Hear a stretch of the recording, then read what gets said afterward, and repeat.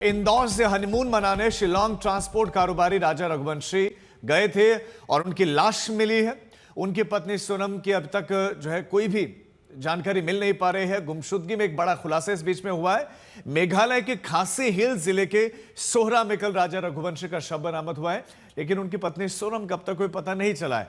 East खासी police ने कहा कि राजा का फोन बरामद कर लिया गया है, साथ ही हत्या में इस्तेमाल किया गया हथियार बरामद किया गया है। पुलिस राजा रघुवंशी की हत्या की पुष्टि भी कर रही है, जिसकी वजहों की जांच जारी कि आखिर किसने और क्यों हत्या की।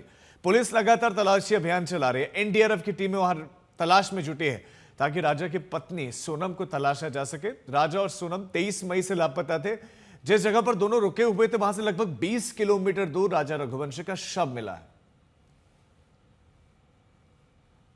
NDRF also has been involved.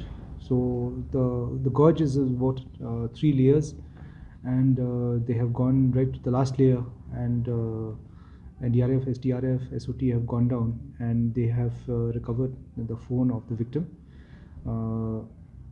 and they have also recovered the weapon which was used.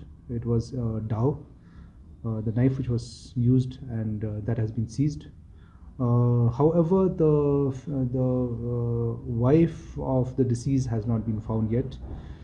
Tomorrow we'll resume again our search in the same area and in the adjoining areas which is close by. It's because the gorge extends to quite a distance from there, so we'll be looking for those areas which is about say.